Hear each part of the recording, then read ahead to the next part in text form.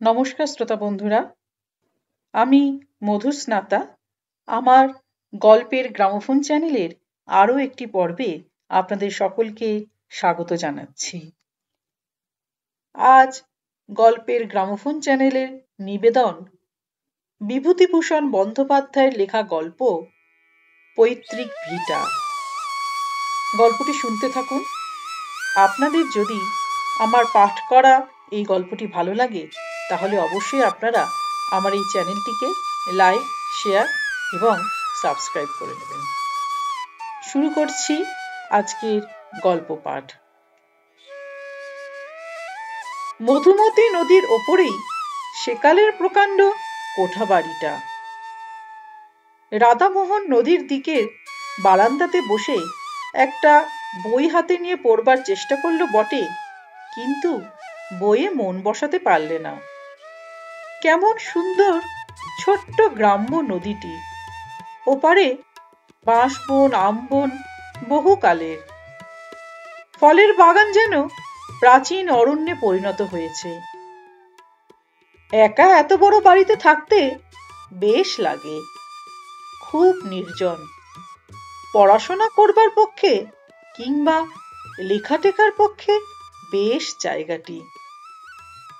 তাদের পৈতৃক বসতবাটি বটে, তবে কতকাল ধরে তারা কেউ এখানে আসেনি, কেউ বাস করেনি। রাধামোহনের বাবা শ্যামাকান্ত চক্রবর্তী তার বাল্য বয়সে এই গ্রাম ছেড়ে চলে যান। মেদিনীপুরে তার মামার বাড়ি। সেখানে থেকে লেখাপড়া শিখে মেদিনীপুরে ওকালতি করে বিস্তর অর্থ উপার্জন করেন এবং সেখানেই বড় বাড়িঘর তৈরি করেন।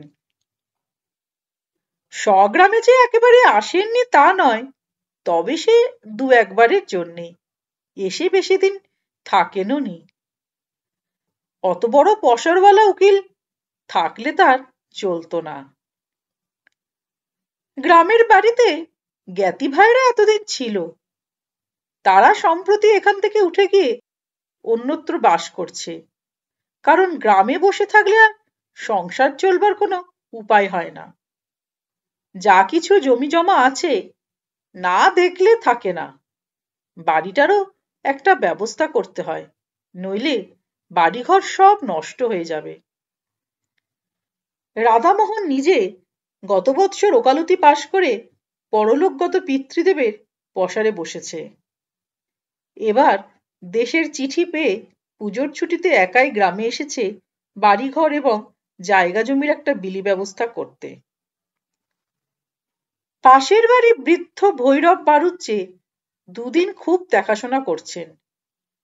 তিনি জোর করে তার বাড়িতে রাধামোহনকে নিয়ে গিয়ে কদিন খাইয়েছেন, নইলে রাধামোহন নিজেই রেঁধে খাবে পৈতৃক ভিটেতে, এই ঠিক করেই এসেছিল।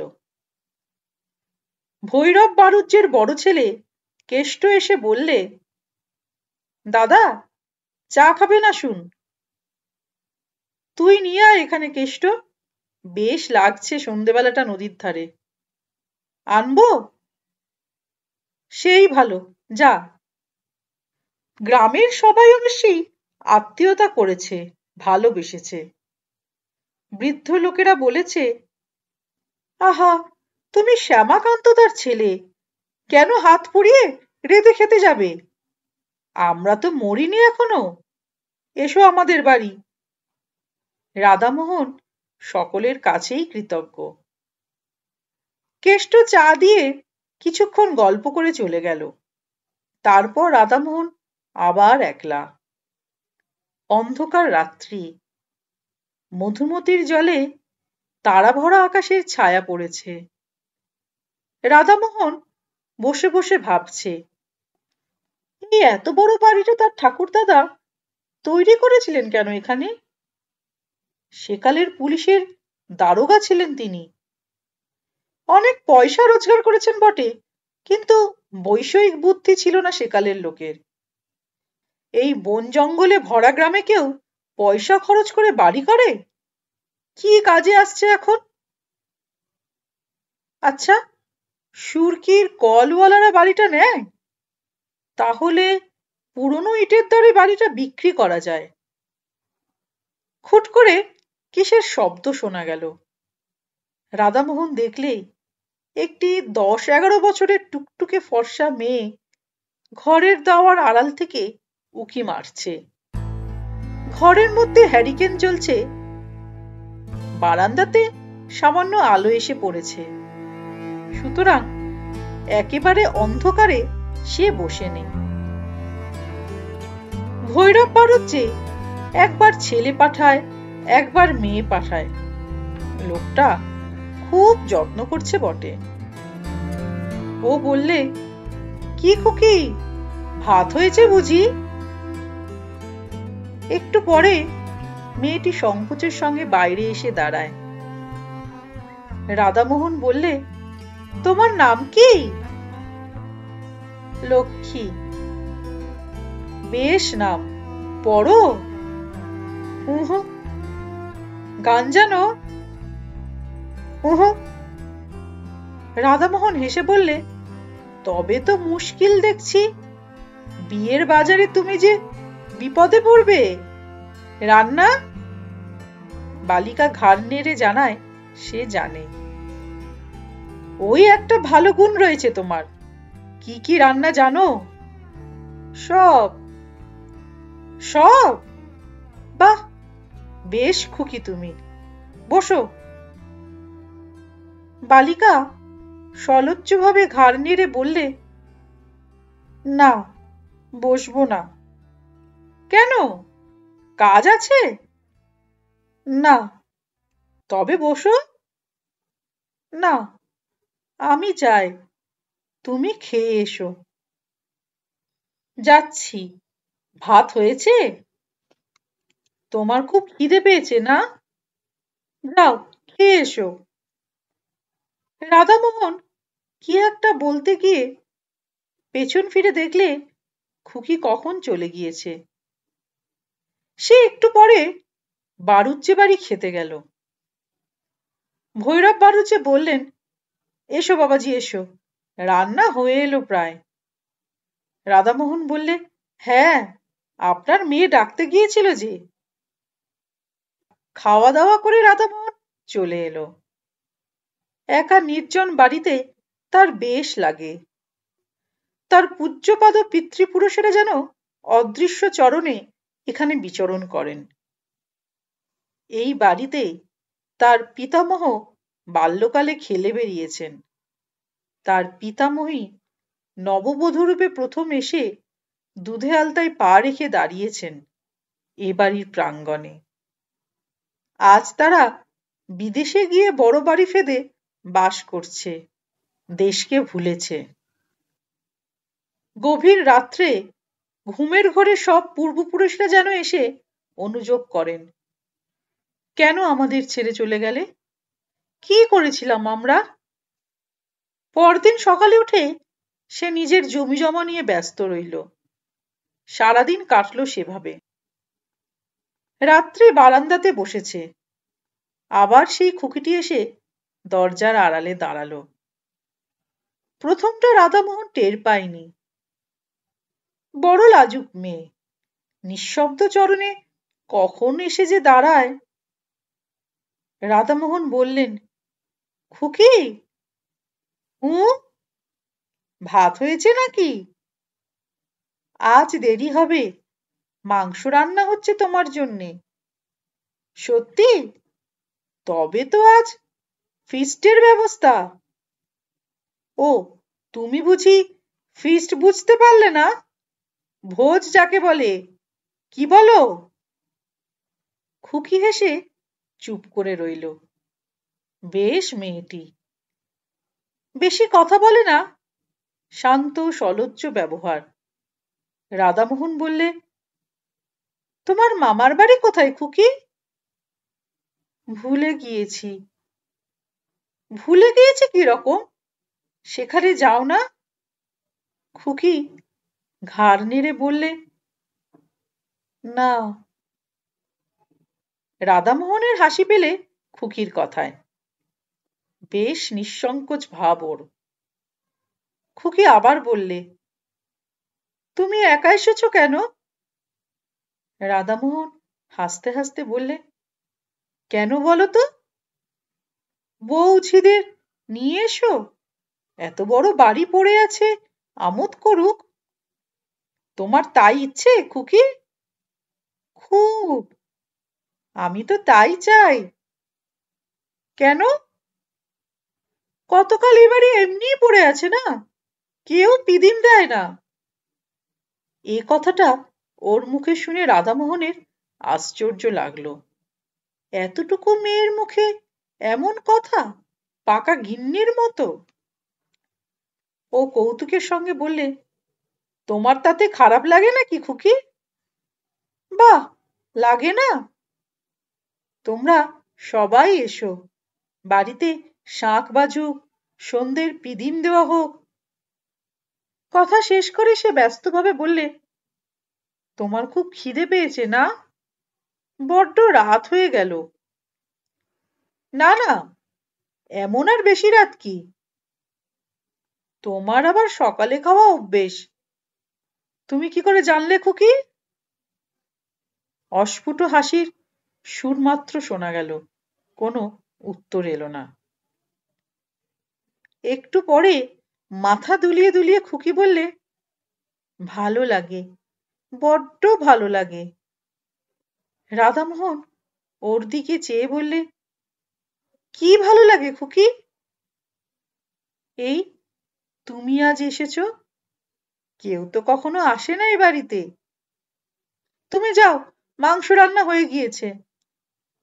হয়ে গিয়েছে? তুমি কি করে জানলে? খুকি হেসে বললে, আমি জানি যে। যাও তুমি। দাঁড়াও, আমি মুখটা ধুয়ে আসি, একসঙ্গে যাব। মুখ ধুয়ে এসে কিন্তু রাধামোহন খুকিকে আর দেখতে পেলে না। চঞ্চল মন ছেলে মানুষের, আগেই চলে গিয়েছে। বেশ খুকিটি, কেমন পাকা পাকা কথা বললে, হাসতে হাসতে প্রাণ যায়। ভৈরব বাড়ুচ্চি ওকে দেখে বললে, এসো এসো বাবাজি, এই তোমায় ডাকতে পাঠাচ্ছিলাম। আজ একটু বেশি রাত হয়ে গেল, একটু মাংস নেওয়া হলো আজ। বলি, রোজ রোজ ডাল ভাত ওরা খেতে পারে না। আমার বাড়ি আজ দুদিন খাচ্ছে, সে আমার ভাগ্যি, নইলে ওদের অভাব কি? তাই আজ। রাধামোহন সলজ্জভাবে বললে, না না, সে কি কথা, যা জুটবে তাই খাবো। পর ভাবেন নাকি কাকা, আমি তো বাড়ির ছেলে। পরদিনও আবার খুকি সন্ধ্যার সময় এসে হাজির। রাধামোহন বললে, এসো খুকি, তোমার কথাই ভাবছিলাম। খুকি হেসে বললে, আমার কথা? সত্যি তোমার কথা। খুকি ছেলে মানুষই ভাবে ঘাড় দুলিয়ে হেসে বললে, কেন আমি জানি। তুমি জানো? জানি, কিন্তু বলবো না। রাধামোহন আজ খানিকটা সন্দেশ আনিয়ে রেখেছে খুকিকে দেবে বলে। অবশ্যই আনিয়েছিল হরিনন্দীর চাকর অমূল্যকে দিয়ে, ইসলামকাটির বাজার থেকে। ইসলামকাটির সন্দেশ এই অঞ্চলে বিখ্যাত। অমূল্য দেখা যাচ্ছে গল্প করে বেরিয়েছে। রাধামোহন মনে মনে বিরক্ত হয়ে উঠল অমূল্যর ওপর। খুকিকে হঠাৎ খুশি করে দেবে সন্দেশ হাতে দিয়ে ভেবেছিল, সেটা আর হলো কই। তবুও রাধামোহন বললেন, তুমি জানো না খুকি। কি বলো তো? খুকি মৃদু মৃদু হেসে বললে, জানি আমি। ওর হাসির মধ্যে এমন একটা বিজ্ঞতা আছে যে রাধামোহন আর কোনো প্রশ্ন করলে না এ নিয়ে। ও জানে, ওর মৃদু হাসির মধ্যে দিয়েই সে কথা বোঝা গেল। অমূল্যটা আচ্ছা তো, পাড়াগাঁয়ের লোকের পেটে কোনো কথা থাকে? খুকি আবদারের সুরে বললে, কই, দাও আমাকে সন্দেশ। রাধামোহন ব্যস্ত হয়ে ওকে সন্দেশ দিতে গেল, কিন্তু ওকে আর সেখানে দেখা গেল না। চঞ্চলা বালিকা কখন হঠাৎ চলে গিয়েছে। ওর ধরন বড় আশ্চর্য রকমের। আহারের সময় ভৈরব বাড়ুজ্যের বাড়িতে ও সন্দেশটা নিয়েই গেল।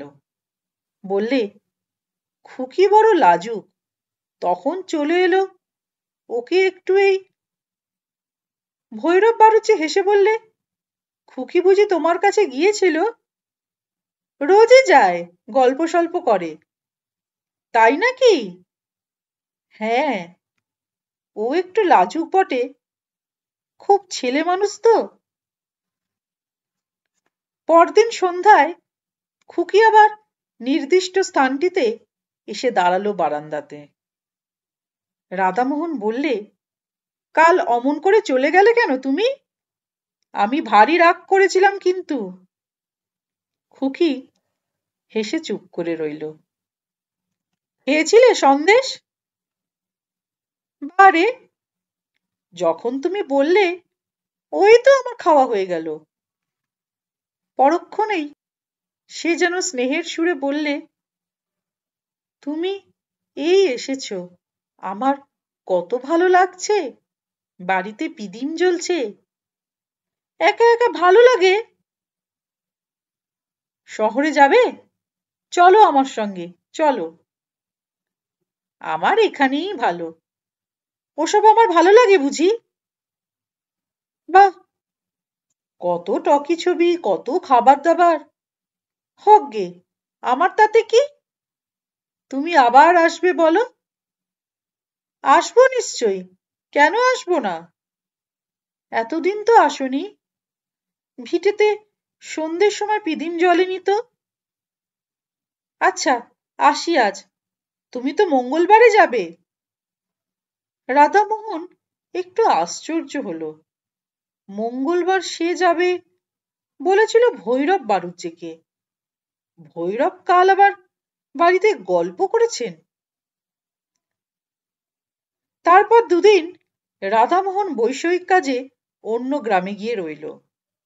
সোমবার অনেক রাত্রে নৌকোযোগে স্বগ্রামে ফিরল বটে, কিন্তু ভৈরব বাড়ুজ্যের বাড়ির কারো সঙ্গে অত রাত্রে আর দেখা করলে না। ঘরে চিড়ে ছিল, তাই খেয়ে রাত কাটালে। পরের দিন সে যাবার জন্য তৈরি হচ্ছে। ভৈরব এসে বললেন, বাবাজি, কাল কত রাত্রে এলে? খেলে কোথায়? আমাদের ডাকা তোমার উচিত ছিল। তুমি তো ঘরের ছেলে, এত লজ্জা করো কেন? ছি। রাধামোহন বললে, আপনার খুকিটিকে একবার ডেকে দিন না। বেশ বেশ, এক্ষুনি ডাকছি, দাঁড়াও। একটু পরে একটি ৮ বছরের কালো মতো মেয়ের হাত ধরে ভৈরব বাড়ুজ্যে সেখানে নিয়ে এলেন। রাধামোহন বললে, এ খুকি তো নয়, এর দিদি। ভৈরব বাড়ুজ্যে বললেন, এর দিদির তো বিয়ে হয়ে গিয়েছে, সে তো শ্বশুর বাড়ি আছে, তুমি তাকে দেখোনি। তবে আপনার বাড়ি অন্য কোনো মেয়ে? আমার বাড়িতে বাবাজি আর কোনো মেয়ে নেই। তবে অন্য কোনো মেয়ে, কিন্তু না, আর কোনো মেয়ে এই পাড়ায় নেই ওই বয়সের। দুঘর তো মোটে ব্রাহ্মণের বাস। বয়স কত? রাধামোহনের হঠাৎ মনে পড়ে গেল। বললে, ওর নাম বলেছিল লক্ষ্মী। লক্ষ্মী? সে আবার কে? কই, ও নামের মেয়ে এ গ্রামেই নেই। তোমার শুনতে টুনতে ভুল হয়ে থাকবে বাবাজি। শুনতে ভুল হতে পারে নামটা, কিন্তু সে খুকিটি কে? সে তো আর ভুল হবে না। কই বাবাজি, বুঝতে তো পারলাম না। ও বয়সে ও নামের মেয়ে আমাদের পাড়ায় কেউ নেই ঠিক। রাধামোহন চিন্তিত মনে বিদায় নিলে। আশ্চর্য ব্যাপার, খুকি এবার দেখা করতে এলো না কেন? স্বগ্রাম থেকে ফেরবার 2 বছর পরে রাধামোহন তার পিসির বাড়ি গিয়েছে জব্বলপুরে। সেখানে পুরনো একটা ফটো অ্যালবাম খুলে দেখতে দেখতে একটি মেয়ের ফটো চোখে পড়ল। এই মেয়েটিকে সে যেন কোথায় দেখেছে, ঠিক মনে পড়ল না। পিসিমাকে ডেকে ফটোটা দেখাতে তিনি বললেন, একে তুই দেখবি কোথায়? ও তো আমার ছোট বোন, তোর ছোট পিসি। 12 বছর বয়সে মারা যায়। তখন তুই কোথায়? তোর মার বিয়েই হয়নি। আমরা তখন সব আমাদের গায়ের বাড়িতেই থাকি। তারপর পিসিমা কতকটা যেন আপন মনেই বললেন, আহা, একটু একটু মনে হয় ওকে, বেশ দেখতে ছিল। সে আজ 40 বছরের কথা। তারপর তোর বাবাও দেশ ছেড়ে মেদিনীপুরে চলে এলো। দেশের বাড়িতে যাওয়াই হয়নি। বিয়ের পর আমি একবার মোটে গিয়েছিলাম, সেও আজ 20 বছর আগের কথা। রাধামোহন অবাক হয়ে চেয়ে রইল অ্যালবামখানা হাতে করে। হঠাৎ মনে পড়াতে বললে, কি নাম ছিল ছোট পিসিমার? পিসিমা উত্তর দিলেন, লক্ষ্মী। গল্পটি এখানেই শেষ হলো। আশা করি এই গল্পটি আপনাদের ভালো লেগেছে। খুব শিগগিরই আমি হাজির হব এরকমই আরেকটি সুন্দর গল্প নিয়ে। ততদিনে সকলে ভালো থাকবেন, সুস্থ থাকবেন। নমস্কার।